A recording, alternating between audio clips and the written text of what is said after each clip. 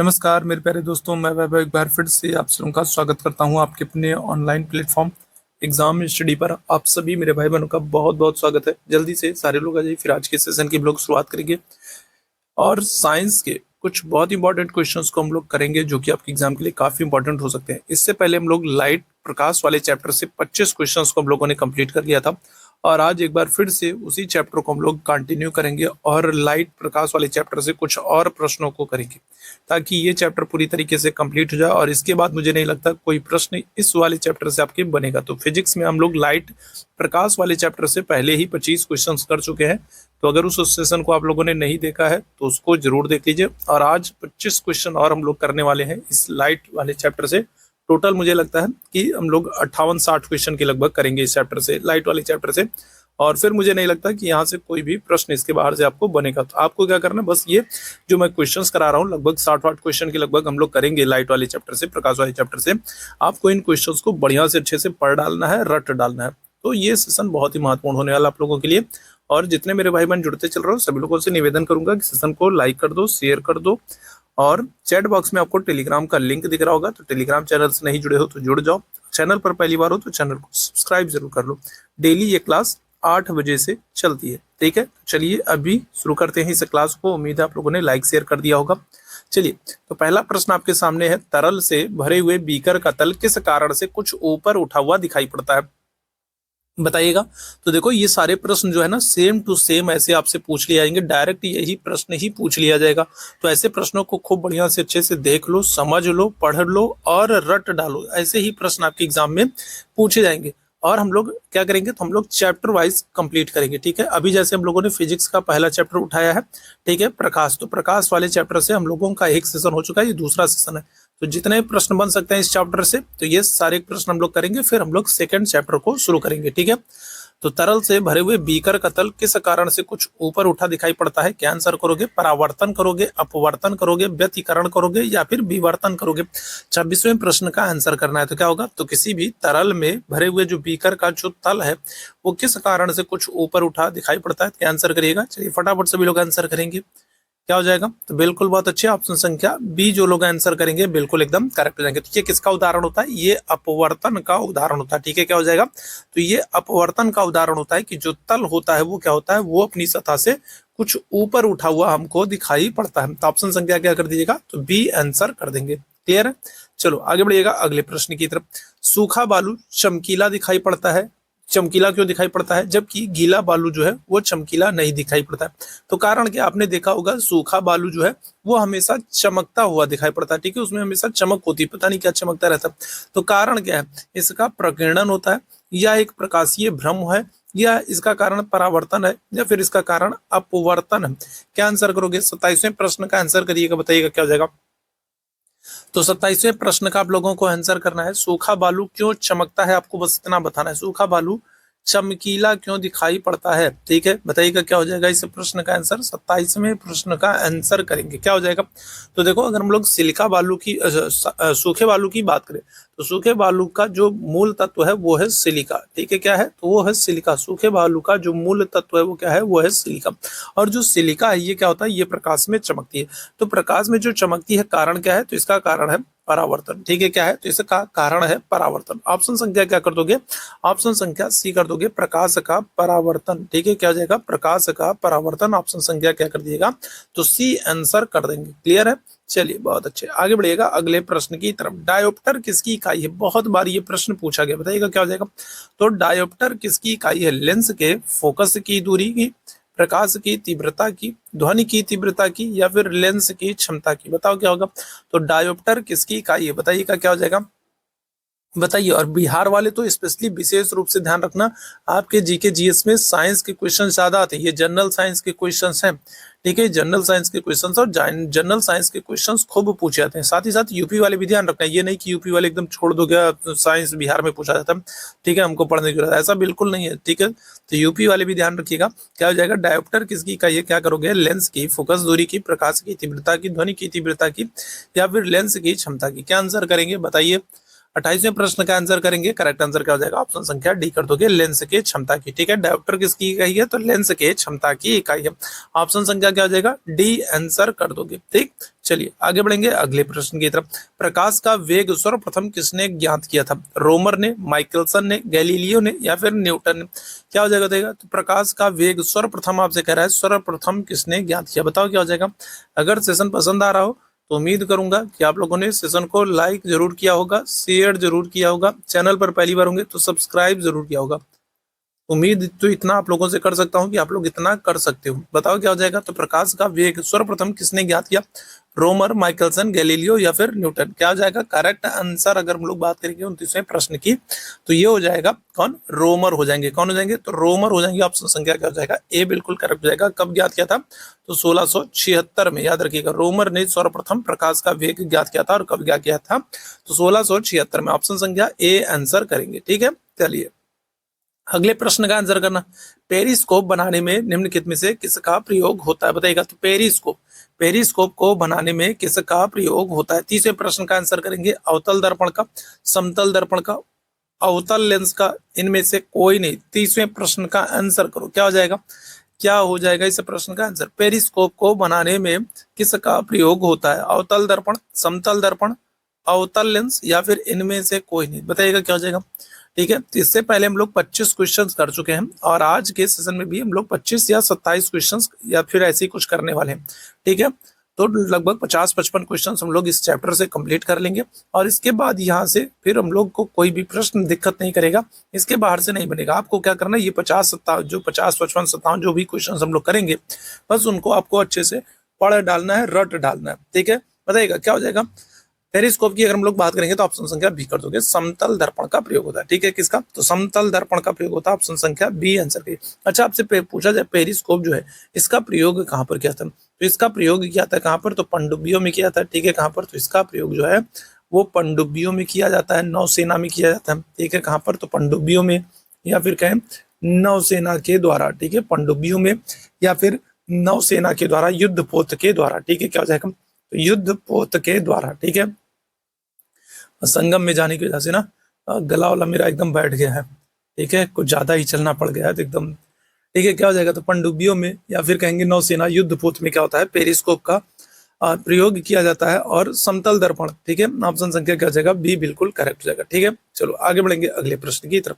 प्रकाश का वेग अधिकतम होता है। बताओ, जो पिछला सेशन हम लोगों ने किया था लाइट वाले चैप्टर से, प्रकाश वाले चैप्टर से, तो वहां पर मैंने इस प्रश्न को कराया था। अब देख जल्दी से मुझे बताओ, देखता हूँ कितने लोगों ने पिछले वाले सेशन को ध्यानपूर्वक देखा था। ठीक है, देखता हूँ कितने लोगों ने ध्यानपूर्वक पिछले वाले सेशन को देखा था। पिछले वाले सेशन में मैंने इस क्वेश्चन पर डिस्कस किया था। मतलब प्रकाश का वेग अधिकतम कहाँ पर होता है? हीरे में, पानी में, निर्वात में, हाइड्रोजन में? बताइएगा क्या होगा।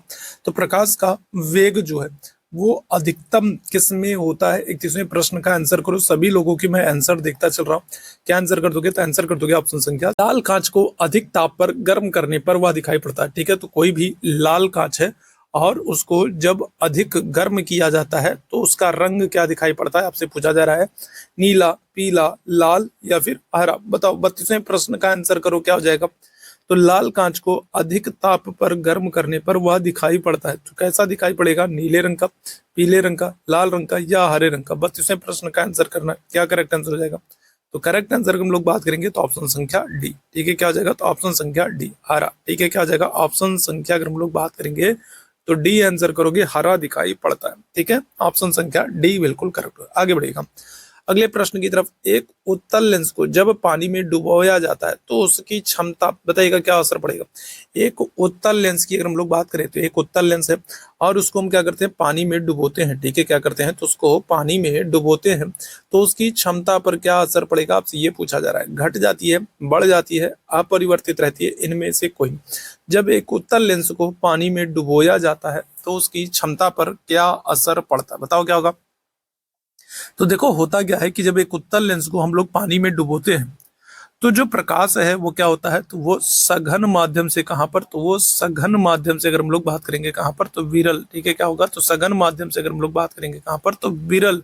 ठीक है, विरल माध्यम में होता है। और ऐसे में अगर हम लोग बात करेंगे तो उसकी जो क्षमता होती है वो क्या हो जाती है, घट जाती है। ठीक है, क्या हो जाती है, तो उसकी क्षमता जो होती है वो क्या हो जाती है, तो वो घट जाती है। ऑप्शन संख्या क्या करोगे, ऑप्शन संख्या ए आंसर कर दोगे। ठीक है, क्या करोगे, ऑप्शन संख्या ए आंसर करोगे। ठीक है, चलो आगे बढ़ेगा।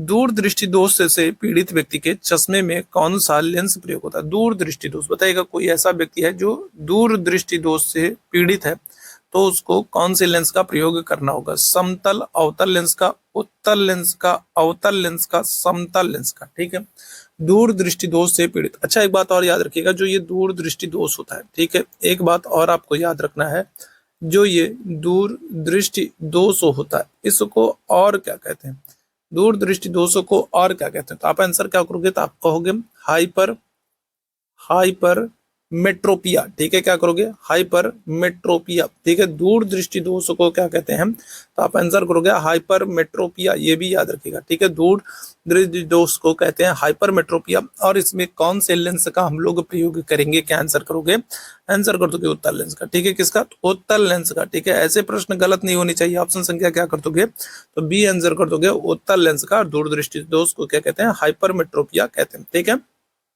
चलो, तंतु प्रकाशीय संचार में संकेत किस रूप में प्रवाहित होता है। ठीक है, तो अगर हम लोग तंतु प्रकाशीय संचार की बात करेंगे तो इसमें संकेत कैसे प्रवाहित होता है, सूक्ष्म तरंगों के माध्यम से, विद्युत तरंगों के माध्यम से, प्रकाश तरंगों के माध्यम से, या रेडियो तरंगों के माध्यम से। 35वें प्रश्न का आंसर करना है, तो बताइएगा क्या हो जाएगा, तंतु प्रकाशीय संचार में संकेत किस रूप में प्रवाहित होते हैं, सूक्ष्म तरंग, विद्युत तरंग, प्रकाशीय तरंग, या फिर रेडियो तरंग। क्या आंसर करिएगा, बताएंगे फटाफट, सभी लोग आंसर करेंगे। चलिए जल्दी से बताएंगे, और जितने लोग बाद में जुड़ रहे हैं सभी लोग एक बार लाइक और शेयर जरूर कर दो। बताओ क्या हो जाएगा, करेक्ट आंसर आपका हो गया प्रकाश तरंग। ठीक है, क्या करोगे, तो ऑप्शन संख्या सी करोगे, प्रकाश तरंग कर दोगे। ऑप्शन संख्या सी बिल्कुल करेक्ट होगा। ठीक है, अगले प्रश्न की तरफ। फोटोन किसकी मूलभूत यूनिट है, बताइएगा क्या हो जाएगा, फोटोन किसकी मूलभूत यूनिट है, गुरुत्वाकर्षण, विद्युत, चुंबकत्व, या फिर प्रकाश की। बताइएगा फोटोन किसकी मूलभूत इकाई है, ये आपसे पूछ रहा। बताइए फोटोन किसकी मूलभूत इकाई है, तो गुरुत्वाकर्षण की, विद्युत की, चुंबकत्व की, या फिर प्रकाश की। 36वें प्रश्न का आंसर करेंगे, क्या हो जाएगा करेक्ट आंसर, आंसर करोगे ऑप्शन संख्या डी, प्रकाश की। ठीक है, किसकी, तो प्रकाश की मूलभूत इकाई है फोटोन। अच्छा, कुछ और इकाइयां हैं उनको भी याद रखना, जैसे जैसे आपसे लक्स कह दे, ठीक है, क्या करते, लक्स कह दे, या फिर आपसे क्या करते, या फिर आपसे ल्यूमेन कह दे। ठीक है, क्या कर दे, या फिर आपसे ल्यूमेन कह दे, या फिर आपसे और क्या करते, या फिर जैसे आपसे प्रकाश वर्ष कह दे। तो ये सब भी क्या है, तो ये सब भी प्रकाश की इकाइयां हैं, याद रखेंगे, इन सबको भी याद रखेंगे। ठीक है, तो लक्स कह दे, ल्यूमेन कह दे, प्रकाश वर्ष कह दे, या फिर फोटोन कह दे, ये सब किसकी, तो ये सब प्रकाश की मूलभूत इकाइयां। ऑप्शन संख्या क्या आ जाएगा, डी आंसर कर दोगे। ठीक है, चलो, प्रिज्म से प्रकाश के विभिन्न रंगों का विभाजन क्या कहलाता है, बताओ। तो अगर हम लोग बात करेंगे प्रिज्म से प्रकाश के विभिन्न रंगों का विभाजन कहलाता है, क्या कहलाता है, तो प्रकाश का वर्ण विक्षेपण, प्रकाश का परावर्तन, प्रकाश का अपवर्तन, या फिर प्रकाश का विवर्तन। 37वें प्रश्न का आंसर करना क्या हो जाएगा, तो प्रिज्म में प्रकाश के विभिन्न रंगों का जब विभाजन होता है तो विभाजन को क्या कहते हैं, बताइएगा। प्रश्न बहुत ही महत्वपूर्ण है, बताइएगा, बहुत ही महत्वपूर्ण है, और यहाँ से कई सारे प्रश्न बन जाते हैं। जैसे एक प्रश्न तो यही बन गया है, इसके बाद इसमें और कई सारे प्रश्न बनते हैं, जैसे कि सबसे अधिक विक्षेपण किसका होता है, सबसे कम विक्षेपण किसका होता है, तो ये भी प्रश्न आपसे बनता है ना। ठीक है, कि सबसे अधिक विक्षेपण किसका होता है, सबसे कम विक्षेपण किसका होता है, तो ऐसे प्रश्न भी बनते हैं, और उस पर भी हम लोग बात कर चुके हैं। यहाँ पर क्या हो जाएगा, आप आंसर करोगे वर्ण विक्षेपण। ठीक है, क्या होगा, तो प्रकाश का वर्ण विक्षेपण होता है, ऑप्शन संख्या ए आंसर करिएगा। ठीक है, चलो आगे बढ़ेंगे। फोटोग्राफी में मुख्य रूप से कौन से रंग प्रयोग होते हैं, बताइएगा क्या हो जाएगा, फोटोग्राफी में मुख्य रूप से कौन कौन से रंग होते हैं, क्या आंसर करोगे, लाल, पीला, हरा, लाल, नीला, हरा, नीला, पीला, हरा, या फिर लाल, नीला, पीला। क्या हो जाएगा, तो फोटोग्राफी में मुख्य रंग कौन कौन से होते हैं, क्या आंसर करोगे, बताओ, बताइएगा। फोटोग्राफी में मुख्य रंग कौन कौन से होते हैं, क्या आंसर करोगे। तो अगर हम लोग फोटोग्राफी की बात करें, ठीक है, अगर हम लोग क्या कर लें, फोटोग्राफी की बात कर लें, तो फोटोग्राफी में जो रंग होते हैं वो कौन से, प्राथमिक रंग होते हैं। ठीक है, कौन से होते हैं, प्राथमिक रंग होते हैं। ठीक है, क्या होते हैं, तो फोटोग्राफी में अगर हम लोग बात करें तो प्राथमिक रंग होते हैं। और प्राथमिक रंग के लिए आपको क्या करना है, तो आपको याद रखना है गोबर को। ठीक है, क्या करना है, तो प्राथमिक रंग के लिए क्या करना है, तो आपको गोबर को याद रखना है। आप भी गाँव में आज भी देखोगे तो गाँव में क्या होता है, तो गोबर से जो फर्श होती है उसकी लेप लगाया जाता है। तो गोबर से आपको याद रखना है, जी फॉर क्या हो जाएगा, जी फॉर आपका ग्रीन हो जाएगा। ठीक है, बी फॉर क्या हो जाएगा, ब्लू हो जाएगा। और आर फॉर क्या हो जाएगा, रेड हो जाएगा। ठीक है, तो क्या हो जाएगा, तो ग्रीन हरा हो गया, ब्लू आपका नीला हो गया, और रेड फॉर क्या हो गया, लाल हो गया। तो ये आपके क्या हो जाते हैं, तो ये आपके प्राथमिक रंग हो जाते हैं। तो आपको गोबर याद रखना है। तो क्या आंसर करोगे बताओ, तो आप आंसर करोगे लाल नीला हरा। कहाँ पर, ऑप्शन संख्या कहाँ पर, तो ऑप्शन संख्या बी आंसर दिख रहा है। ऑप्शन संख्या क्या करोगे, तो बी आंसर कर दोगे। ठीक, आगे बढ़िएगा। दूरदृष्टि निवारण के लिए काम में लेते हैं, बताओ दूरदृष्टि, अगर हम बात कर रहे हैं दूरदृष्टि दोष है, दूरदृष्टि दोष के निवारण के लिए कौन से, तो अवतल लेंस का, उत्तल दर्पण का, उत्तल लेंस का, या फिर अवतल दर्पण का। 39वें प्रश्न का आंसर कर देना, क्या हो जाएगा बताओ, क्या हो जाएगा। 39वें प्रश्न की बात करेंगे, दूरदृष्टि निवारण के लिए क्या आंसर करेंगे, तो हम लोग आंसर कर देंगे ऑप्शन संख्या सी आंसर कर देंगे। क्या कर देंगे, हम लोग ऑप्शन संख्या सी आंसर कर देंगे। ठीक है, कौन सा, उत्तल लेंस का। ठीक है, किसका, तो कॉन्वेक्स का। ठीक है, किसका, तो कॉन्वेक्स का। ठीक है, किसका, तो अगर हम लोग बात करेंगे किसका, तो कॉन्वेक्स का हो जाएगा। ठीक है, कॉन्वेक्स लेंस का प्रयोग करते हैं। ठीक है, याद रखिएगा, उत्तल लेंस का ऑप्शन संख्या क्या हो जाएगा, सी बिल्कुल करेक्ट हो जाएगा। ठीक, चलो आगे बढ़िएगा। कौटिल्य के अर्थशास्त्र में किस पहलू का पर प्रकाश, अच्छा ये लगता है ये क्वेश्चन कहीं और ही से आ गया। ठीक है, ये क्वेश्चन कहीं और से भटक के आ गया। ठीक है, हम लोग लाइट चैप्टर को कर रहे थे और लाइट चैप्टर में ये कौटिल्य पता नहीं कहाँ से आ गए। चलो कोई बात नहीं। कौटिल्य के अर्थशास्त्र में अगर हम लोग बात करें, तो कौटिल्य के अर्थशास्त्र में किस पहलू पर प्रकाश डाला गया, तो चलो प्रकाश वाले चैप्टर में एक अलग से क्वेश्चन कर लेते हैं, है ना। तो कौटिल्य के अर्थशास्त्र पर भी प्रकाश डाल लेते हैं। एक बात तो याद रखिएगा कि जो अर्थशास्त्र है, ठीक है, जो अर्थशास्त्र है, तो अर्थशास्त्र की अगर हम लोग बात करें, ठीक है, किसकी, अर्थशास्त्र की अगर हम लोग बात करें, तो इसके लेखक कौन है, तो इसके लेखक हैं कौटिल्य। ठीक है, कौन है, कौटिल्य है। और कौटिल्य को ही हम लोग क्या करते हैं, इन्हीं को हम लोग चाणक्य भी कहते हैं। ठीक है, क्या करते हैं, इन्हीं को हम लोग चाणक्य भी कहते हैं। इन्हीं को हम लोग क्या करते हैं, इन्हीं को हम लोग विष्णुगुप्त भी कहते हैं। ठीक है, क्या कहते हैं, इन्हीं को हम लोग विष्णुगुप्त भी कहते हैं, विष्णुगुप्त भी कहते हैं। और ये किसके दरबार में रहते थे, तो ये चंद्रगुप्त मौर्य के दरबार में रहते थे। किसके, चंद्रगुप्त मौर्य के दरबार में रहते थे। ठीक है, याद रखेंगे। और अर्थशास्त्र की जो तुलना है वो द प्रिंस से की जाती है। अर्थशास्त्र की जो तुलना है वो किससे करते हैं, तो अर्थशास्त्र की तुलना द प्रिंस से करते हैं। और द प्रिंस किसकी पुस्तक है, तो आप आंसर करोगे मैकियावेली। ठीक है, किसकी, तो मैकियावेली की पुस्तक है द प्रिंस। और याद रखेंगे मैकियावेली की तुलना किससे, तो मैकियावेली की तुलना चाणक्य, कौटिल्य, विष्णुगुप्त से की जाती है। और जो मैकियावेली की पुस्तक है द प्रिंस, इसकी तुलना अर्थशास्त्र से की जाती है। ठीक है, याद रखिएगा। और कौटिल्य, चाणक्य, विष्णुगुप्त ये किसके, चंद्रगुप्त मौर्य के दरबार में रहते थे। और इनके अर्थशास्त्र में किसकी, तो राजनीतिक पहलुओं, राजनीतिक नीतियों की चर्चा की गई कि एक राजा को कैसे रहना चाहिए, कैसे व्यवहार करना चाहिए, प्रजा के लिए क्या करना चाहिए। तो राजनीतिक नीतियों का उल्लेख किया गया। ऑप्शन संख्या क्या हो जाएगा, डी हो जाएगा। ठीक है, चलो आगे बढ़ेंगे। प्रकाश के निम्नलिखित प्रकारों में से किन का पौधे द्वारा तीव्र अवशोषण होता है, बताओगे क्या हो जाएगा। 41वें प्रश्न का आंसर करेंगे, क्या हो जाएगा, तो प्रकाश के निम्नलिखित प्रकारों में से कौन से या फिर किन का पौधे द्वारा तीव्र अवशोषण होता है, बताइएगा। तो कौन से रंग के प्रकाश है जिनका पौधे के द्वारा तीव्र अवशोषण होता है, नीला और लाल होगा, इंडिगो और पीला होगा, पीला और बैगनी होगा, या फिर बैगनी और नारंगी होगा। क्या हो जाएगा बताओ, 41वें प्रश्न का आंसर करना है।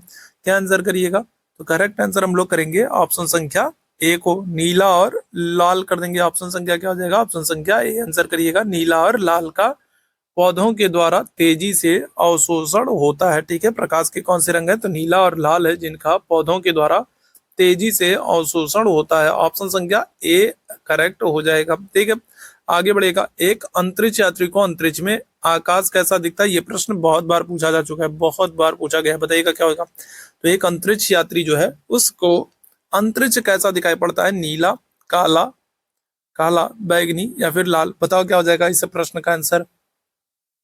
तो कैसा दिखता है एक अंतरिक्ष यात्री को, अंतरिक्ष में आकाश कैसा दिखाई पड़ता है, तो आप आंसर कर दोगे काला। ठीक है, कैसा दिखाई पड़ता है, तो आप आंसर कर दोगे काला। और काला क्यों दिखाई पड़ता है, कारण क्या होता है, क्योंकि वहां पर वायुमंडल नहीं होता है। ठीक है, क्या होता है, कारण ये है कि वहां पर वायुमंडल नहीं होता है। ऑप्शन संख्या क्या करोगे, ऑप्शन संख्या बी आंसर कर दोगे काला। ठीक है, काला दिखता है क्यों, क्योंकि वायुमंडल नहीं होता है। आगे बढ़ेंगे अगले प्रश्न की तरफ। तीन मूल रंग कौन सी है, और ये प्रश्न जो है लास्ट ईयर आपके एग्जाम में पूछा गया है। ठीक है, अगर हम लोग बात करें तो आपके एग्जाम में लास्ट ईयर का आप पेपर उठा के देखोगे प्रीवियस ईयर का, तो वहां पर आपसे पूछा गया था कि प्राथमिक रंग कौन सा नहीं है। आपसे ये पूछा गया प्राथमिक रंग कौन सा, प्राथमिक रंग नहीं है, ये आपसे पूछा गया था। और ऑप्शन में आपको पीला दिया गया था, ठीक है। ऑप्शन में क्या किया गया था, आपको पीला दिया गया था, ठीक है। आपसे पूछा गया था कि प्राथमिक रंग कौन सा नहीं है, और ऑप्शन में आपको पीला रंग दिया गया था, ठीक है, ध्यान रखिएगा। तो अभी मैंने आप लोगों को प्राथमिक रंग की ट्रिक बताई थी ना, क्या आंसर याद करोगे, तो आप याद रखोगे गोबर, ठीक है। क्या करोगे, तो गोबर याद रखोगे, गोबर गणेश कहा जाता है ना, घर वाले आपको कहते रहते होंगे जब पढ़ाई लिखाई नहीं करते हो तो क्या करते हैं, एकदम गोबर गणेश है, ठीक है। तो क्या है, याद रखना क्या हो जाएगा, तो आप आंसर कर दोगे किसको, 43वें प्रश्न का आंसर करिएगा, क्या आ जाएगा, तो आप आंसर कर दोगे नीला, लाल, हरा, ठीक है। जी फॉर क्या हो जाएगा, ग्रीन हो जाएगा, बी फॉर ब्लू हो जाएगा, और आर फॉर रेड हो जाएगा। तो ऑप्शन संख्या सी आंसर कर देंगे, ठीक है। आगे बढ़ेंगे, सबसे कम तरंग दैर्ध्य वाला प्रकाश होता है, बताओ क्या हो जाएगा। तो लास्ट सेशन में हम लोगों ने इस प्रश्न पर डिस्कस किया था, ठीक है, बताइएगा क्या हो जाएगा। तो सबसे कम तरंग दैर्ध्य वाला प्रकाश होता है, बताओ क्या हो जाएगा। तो लाल होगा, पीला होगा, नीला होगा, बैगनी होगा, बताओ क्या हो जाएगा। 44वें प्रश्न का आंसर करेंगे, तो सबसे कम तरंग दैर्ध्य किसकी होती है। पिछला जो सेशन हम लोगों ने किया था वहां पर इस प्रश्न को हम लोगों ने किया था, तो अगर पिछले वाले सेशन को आप लोगों ने नहीं देखा है तो एक बार जरूर देख लो, बहुत इंपॉर्टेंट है आप लोगों के लिए। क्या आंसर करोगे, और उसकी मैंने एक अलग प्लेलिस्ट भी बना दी है, तो आप वहां पर जाओगे तो आप देखोगे प्लेलिस्ट में अभी तक की जितनी क्लासेस हुई हैं वो सब आपको सीरियल वाइज मिल जाएंगी, सबको आप टाइम निकाल करके एक बार देख लो, ठीक है। तो 44वें प्रश्न की बात करेंगे, करेक्ट आंसर क्या हो जाएगा, ऑप्शन संख्या डी आंसर कर दोगे, किसकी, बैगनी की, ठीक है। क्या हो जाएगा, तो बैगनी आंसर कर दोगे, ऑप्शन संख्या क्या हो जाएगा, डी आंसर कर दोगे, ठीक है। चलो आगे बढ़ेगा, मायोपिया से क्या तात्पर्य होता है, बताओ क्या हो जाएगा, मायोपिया से क्या तात्पर्य होता है। तो निकट दोष होगा, वर्णांधता होगा, रतौंधी होगा, या फिर दूर दृष्टि दोष होगा, बताओ क्या हो जाएगा। बताओ क्या होगा, मायोपिया से क्या तात्पर्य होता है। मायोपिया निकट दोष है, वर्णांधता है, रतौंधी है, या फिर दूरदृष्टि दोष है। वो वर्णांधता अगर हम लोग बात करें तो वर्णांधता आप जानते हो कलर ब्लाइंडनेस होता है, ठीक है। वर्णांधता जो है ये क्या होता है, ये कलर ब्लाइंडनेस होता है। अच्छा जरा आप लोग मुझे बताओ कि जो ये वर्णांधता है ये आनुवांशिक है या नहीं है, ठीक है, आनुवांशिक बीमारी है या नहीं, ऐसा भी प्रश्न पूछा गया, तो बताओ आनुवांशिक है या नहीं है, ये मुझे फटाफट बताओ, है या नहीं, बस यस या नो में आंसर करो, बताओ है या नहीं में आंसर करो। वर्णांधता जो है ये क्या होगा, अनुवांशिक है या नहीं है। मायोपिया से तात्पर्य जो है वो निकट दृष्टि दोष से, किससे है, तो निकट दोष से संबंधित है। मायोपिया अगर हम लोग बात करें तो क्या हो जाएगा, तो निकट दोष से संबंधित है, ठीक है। दूर दृष्टि दोष के लिए तो अभी हम लोगों ने बात की थी ना कि हाइपरमेट्रोपिया कहते हैं, ठीक है। क्या करते हैं, दूर दृष्टि दोष को क्या करते हैं, हाइपरमेट्रोपिया कहते हैं, ठीक है, हाइपरमेट्रोपिया कहते हैं, ठीक है, हाइपरमेट्रोपिया कहते हैं, बहुत अच्छे, ठीक है। अच्छा जरा मुझे बताओ, वर्णांधता में, कलर ब्लाइंडनेस में कौन कौन से कलर होते हैं जो मानव को दिखाई नहीं पड़ते, जिसको देखने में दिक्कत होती है। कलर ब्लाइंडनेस में अगर हम लोग बात सॉरी कलर ब्लाइंडनेस में अगर हम लोग बात करें तो कौन से रंग होते हैं जिसमें उनको क्या होता है, नहीं दिखता, बताओ क्या हो जाएगा। चलो आगे बढ़ेगा अगले प्रश्न की तरफ, किस में उच्चतम ऊर्जा होती है, बताएगा क्या हो जाएगा, किस में उच्चतम ऊर्जा होती है, क्या आंसर करोगे, पीला प्रकाश, नीला प्रकाश, हरा प्रकाश, या फिर लाल प्रकाश, बताओ क्या हो जाएगा। किस में उच्चतम ऊर्जा होती है, बताओ क्या हो जाएगा। चलो जल्दी से बताओ क्या हो जाएगा, ये कौन सा, चलो बताओ क्या हो जाएगा, किस में उच्चतम ऊर्जा होती है, क्या आंसर करोगे। 46वें प्रश्न का आंसर करो, क्या हो जाएगा, तो पीला प्रकाश, नीला प्रकाश, हरा प्रकाश, या फिर लाल प्रकाश, किस में।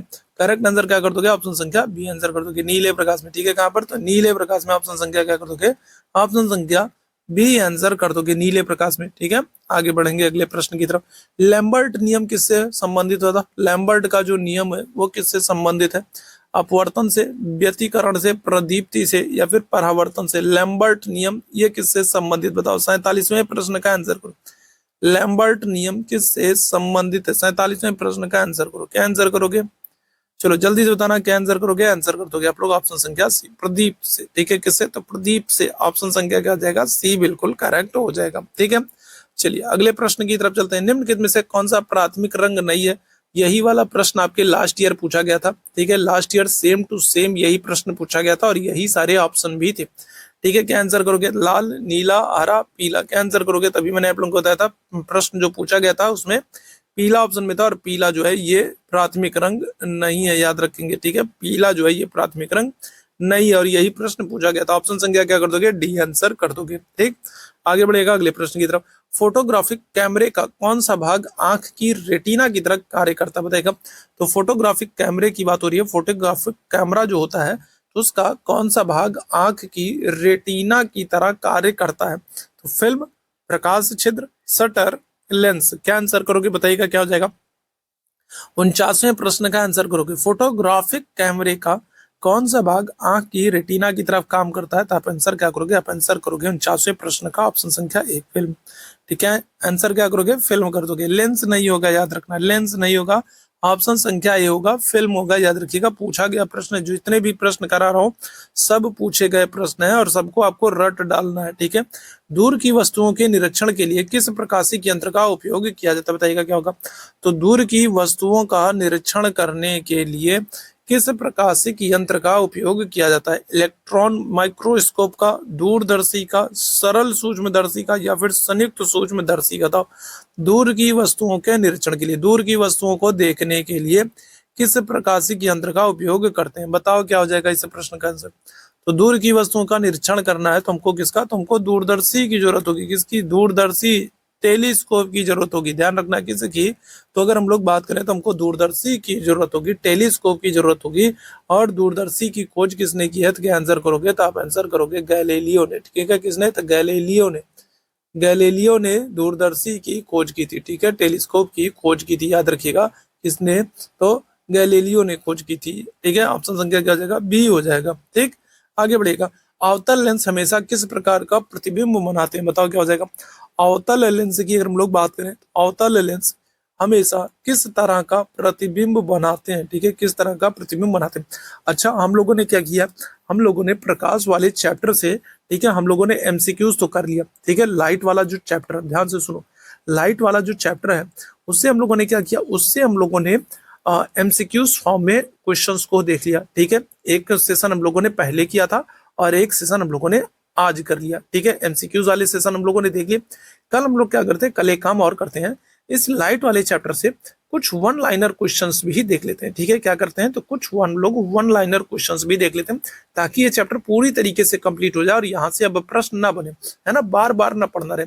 तो कल एक काम हम लोग कर लेते हैं कि फटाफट हम लोगों ने एमसीक्यूज फॉर्म में तो क्वेश्चंस देख लिए, अब एक बार जल्दी से हम लोग कुछ वन लाइनर क्वेश्चंस भी देख लेंगे, फटाफट रिवीजन कर लेंगे। ठीक है, और फिर बाद में किसी दिन बाद में मैं क्या करूंगा? एक दिन अचानक से आप लोगों का लाइट वाले चैप्टर का अचानक से क्या कर लूंगा? टेस्ट ले लूंगा, एमसीक्यूज करवा लूंगा। ठीक है, हाँ, तो अभी तक हम लोगों ने लाइट वाले चैप्टर में जितने भी प्रश्न पढ़े होंगे तो उसका मैं अचानक से एक दिन क्या कर लूंगा? एक दिन, ठीक है, ले लूंगा, टेस्ट ले लूंगा, देख लूंगा कितना आप लोग तैयार हो। ठीक है, फटाफट सारे क्वेश्चंस का। तो कल एक काम करेंगे, हम लोग वन लाइनर क्वेश्चंस कर लेंगे। ठीक है, चलो 51वें प्रश्न का आंसर करो क्या हो जाएगा? तो ऑप्शन संख्या सी कर दोगे, आभासी प्रतिबिंब कर दोगे। ठीक है, क्या कर दोगे? तो ऑप्शन संख्या सी कर दोगे, आभासी प्रतिबिंब कर दोगे। ऑप्शन संख्या सी बिल्कुल करेक्ट हो जाएगा। ठीक है, चलो आगे बढ़ेंगे अगले प्रश्न की तरफ।